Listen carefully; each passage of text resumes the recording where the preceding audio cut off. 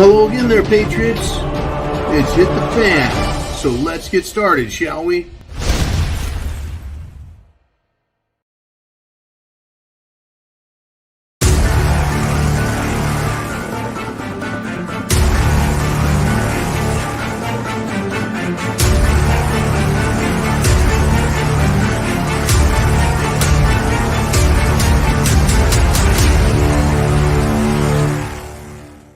You want answers? I think I'm entitled to. You want answers? I want the truth! You can't handle the truth! Yes, and yes. Hey, everybody at Patreon. Hey, everybody, when you get this on YouTube. This is a very sober and satirical discussion about what is happening. We've got World War III. It's started. We have HTF. It's been started. And acceptable losses, though. Is that really acceptable? Well, let's get into some places and some thoughts and ideas as to where we're at in World War III and SHTF. We're in the Great Reset. It has started. And by the way, last weekend was the World Economic Forum at Davos. This weekend, yeah, the Bilderbergs. Everyone seems to have forgotten about them except me and, well, you and several others, but everyone else. If they even knew about it in the first place. They haven't met in apparently 3 years. And they're having their first meeting, and guess where they're at? They're in the heart of the swamp in DC. But that's really not what this video is about. This video is about what is happening in Ukraine. How does that affect you and I? Right? The invasion by Russia of Ukraine is in its 100th day.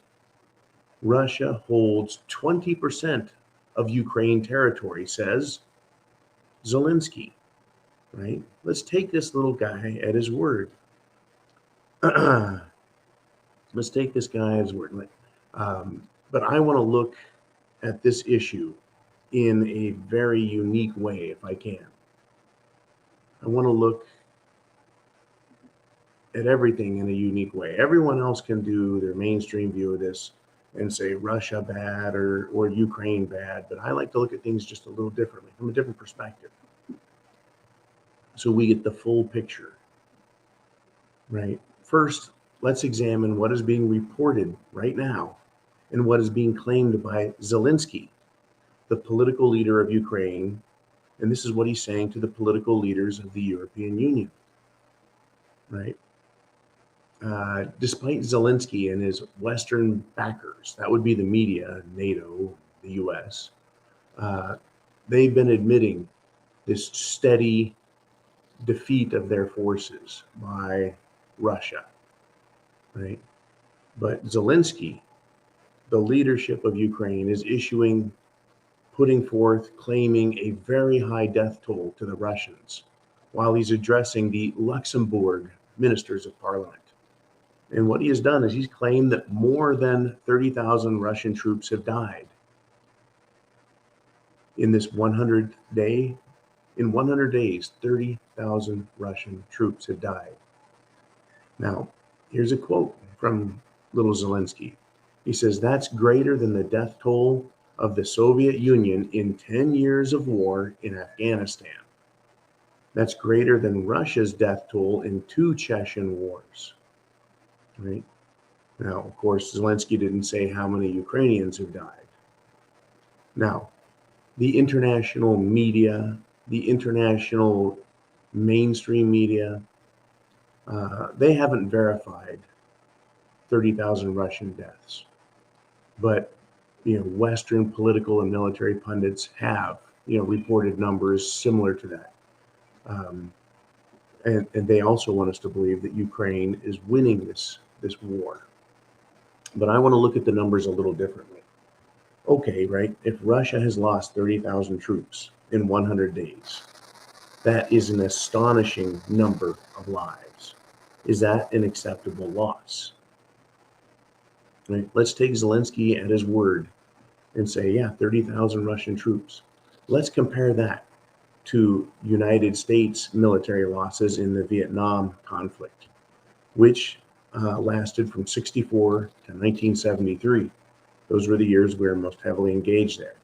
right, for the major U.S. involvement. There was fighting there before, and then there was trouble afterwards, but the U.S. military, right? That's 10 years of intense fighting. It had a military draft. And during that time, 58,220 U.S. GIs died. And that number, 58,220, comes from the U.S. National Archives.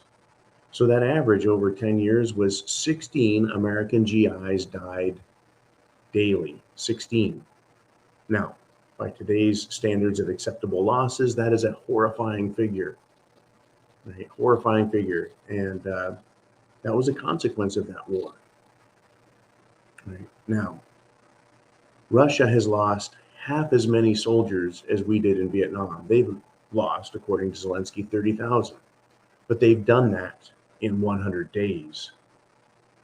And the U.S. loss was over 10 long, hard years. 60,000 in 10 years versus 30,000 in 3 months. By comparison, folks, Russia has lost a staggering 300 soldiers a day over this 100-day period. That is nearly 20 times. That is approximately 2,000 times greater daily loss than the U.S. suffered in Vietnam. And Americans didn't like that war. And the military wasn't happy with what was lost in Vietnam. And Russia is seeing 2,000% greater losses. Are we to believe that the Russian military is grossly incompetent? Although they have the benefit of satellite, high altitude reconnaissance, and drone surveillance to assist in their operations, as well as very high-tech military equipment. The Russians have also the benefit of proximity, fighting close to the Russian border amongst a heavily Russian civilian population, and they're familiar with both the climate and terrain, and are trained and practiced in that terrain and that environment. So now let's take a look at the numbers Zelensky has provided, and we're going to assume that they're genuine and accurate.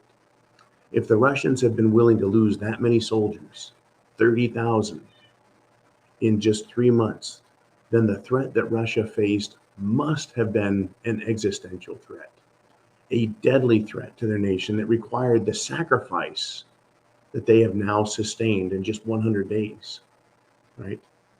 The sacrifice made in terms of lost soldiers is indeed a reflection of that threat. It has to be. And it also shows the resolve Russia has had to fight, knowing their nation would face financial retaliation from the European Union and the United States, as well as other threats, military, and potential conflicts. Additionally, no action would have been taken without consulting allies. So obviously China was notified of the situation and options first before Russia moved. Right? Not only would the military issues be discussed, but economic and financial strategies would have to be discussed also and decided on. They would just have to do that. Like, there's no other way that this could have happened.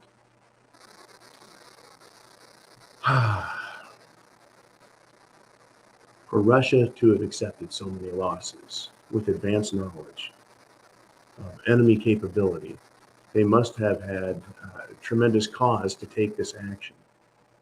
I mean, think about it. For Russia to see that they were to become an economic and trading enemy of the whole world, they had to accept that fate well in advance of their invasion. Likewise, NATO and the European Union had to have an understanding of the potential of Putin taking this extreme defensive and offensive strategy. Right? Because Russia does claim this is a defensive move or rather it's an offensive move in defense of their nation. So they had to realize Putin would be or could be willing to do this. And so the Western leaders in this World War III light scenario, this SHTF enhancing move, right? They had to have a willingness to suffer the energy and economic consequences of making Russia an enemy, pushing China over to their side, and India and Brazil and South Africa and member nations of the Middle East, right? They had to know that that could happen and be willing for the consequences to be true. And folks, they all did. All the leaders of the US and NATO and the European Union all decided it was worth the risk, worth the sacrifice. And we all suffer, folks. We, the people, always bear the brunt of the loss of life. The elites don't. And we suffer the loss of standard of living and wealth, and the elites don't. They get enriched through the process, right? The playground accusation, he started it, right? That indicates someone's agenda and their willingness to cause the consequences. Whoever started it, right, has an agenda and their willingness to cause the consequences to come true. The losses, right? They had to see this as acceptable losses. Do you believe, folks, the World Economic Forum, the Davos gang, the Bilderberg gang, bedfellows and benefactors of the NATO alliance, which includes the United States government, do you believe they're the good guys? Or did they antagonize Russia and threaten Russia with NATOization of Ukraine, and violating the accord there?